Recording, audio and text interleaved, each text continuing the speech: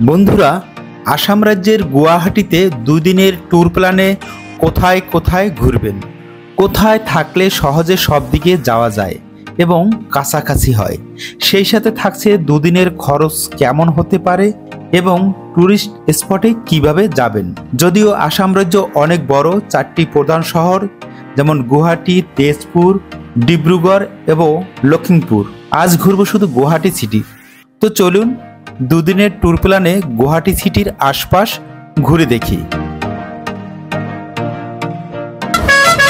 প্রথম দিন অর্থাৎ আপনি গুয়াহাটিতে যখন পৌঁছাবেন, প্রথমে হোটেলে উঠে ফ্রেশ হয়ে নেবেন। গুয়াহাটিতে কোথায় থাকবেন?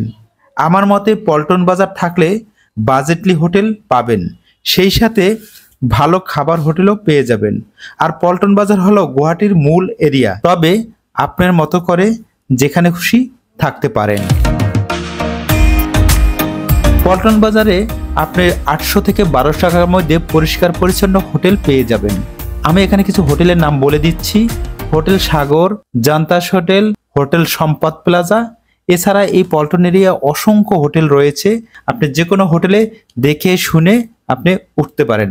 আর আমার মতন যদি একা হন কিংবা পরিবার নিয়েও হন, তাহলে আমি একটা জায়গায় থেকেছিলাম, সে ঠিকানাটাও বলে দিচ্ছি। পল্টন বাজারের এরিয়ায় নেপালি হোটেলের ডরমেটরিতে থাকতে পারেন, ভাড়া মাত্র 200 টাকা। আর আপনি যদি পরিবার নিয়ে যান, তাহলে এই ডরমেটরিতে রুম রয়েছে, এক রুমের ভাড়া পড়বে 600 টাকা, ভিতরে 3টি সিটও রয়েছে।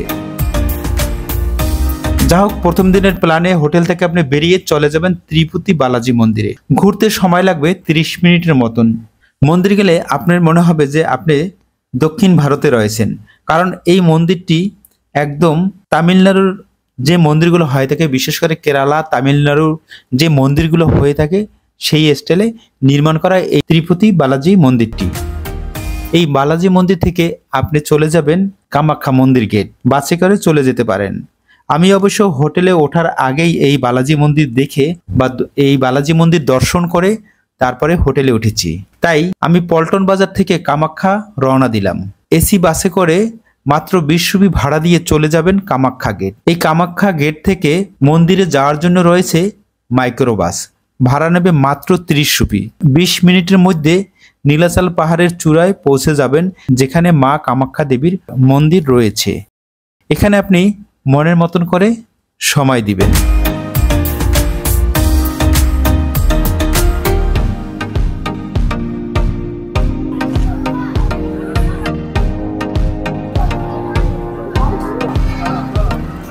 বন্ধুরা, এটা হলো কামরূপ কামাখ্যা মন্দির, যেটি আসাম রাজ্যের গুয়াহাটিতে অবস্থিত। কামাখ্যা মন্দির ঘোরা হয়ে গেলে আপনি শহরে ফিরে আসবেন বা হোটেলে ফিরে আসবেন। রাতে গুয়াহাটি সিটি ঘুরে দেখতে পারেন। যদিও আমার ভাগ্যে ছিল আমি গুয়াহাটির একটি কালচারাল অনুষ্ঠান দেখতে পেয়েছি। দেখুন, এই কালচারাল অনুষ্ঠানটা কিন্তু আমি গুয়াহাটিতে এসে পেয়েছি।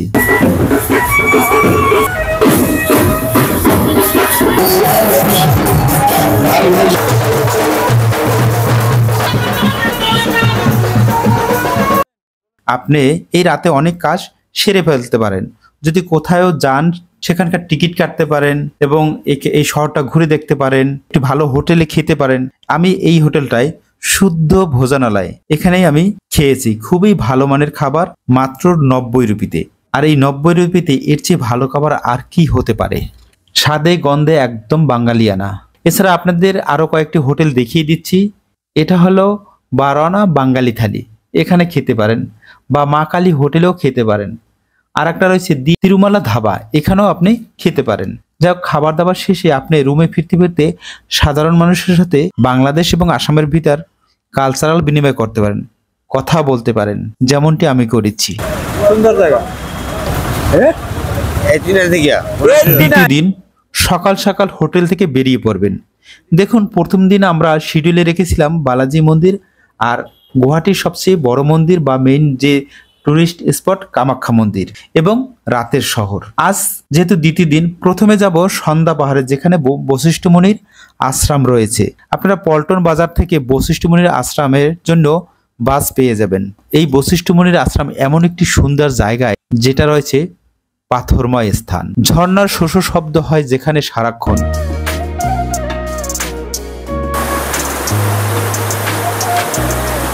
সুন্দর মনোমুগ্ধকর পরিবেশ পর্যটকদের দারুণ পছন্দের জায়গা। পক্ষান্তরে মন্দিরের সৌন্দর্য অসাধারণ।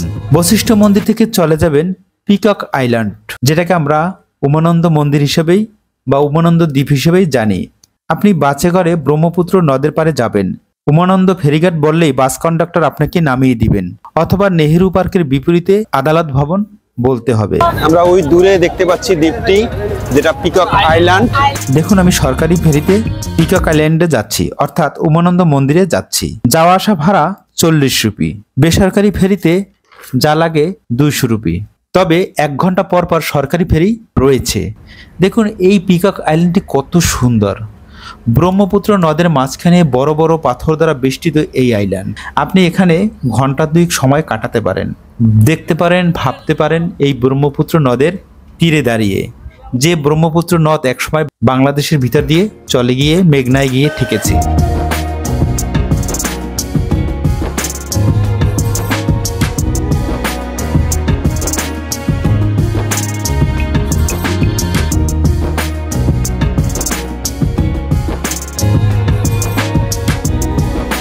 যাই হোক, এরপর ওই একই ফেরিতে আপনি ফিরে আসবেন।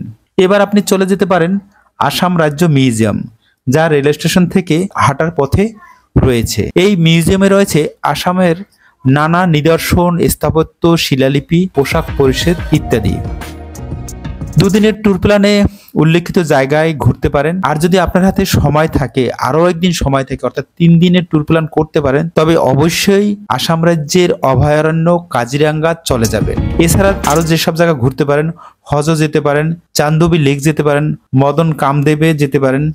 এই ছিল 2 দিনের ট্যুর প্ল্যানের আসাম অর্থাৎ গুয়াহাটিতে ভ্রমণের তথ্য। কোনো ভুল তথ্য দিয়ে থাকলে অবশ্যই কমেন্টস বক্সে জানানোর অনুরোধ থাকলো। আর এই 2 দিনের সম্ভাব্য খরচ আমি দিয়ে রাখলাম। আপনি এই 2 দিন যদি আসাম রাজ্যের গুয়াহাটিতে ঘুরতে চান, তবে অবশ্যই আপনাকে একদিন হোটেলে থাকতে হবে। আর এই হোটেল ভাড়া যদি নন এসি হয় তবে 1000 টাকার মতন লাগবে, যেটা খুবই ভালো মানের। আর এসি হলে আপনি 1200 টাকার মধ্যে পেয়ে যাবেন। খাবার এই 2 দিনে আপনার খাবারের ব্যয় হবে 1000 রুপি। আর স্থানীয় যাতায়াত লাগবে 300 টাকার মতন। আর আনুষঙ্গিক আরও 200 টাকা ধরে নিলাম। মোট এই 2 দিনের আসাম রাজ্যের আপনার খরচ হবে 2500 রুপির মতন। এই ছিল আজকের ভিডিও। বন্ধুরা, ভিডিওটি ভালো লাগলে সাবস্ক্রাইব করে পাশে থাকুন। একসাথে দেখবো, জানবো বিশ্বভুবন।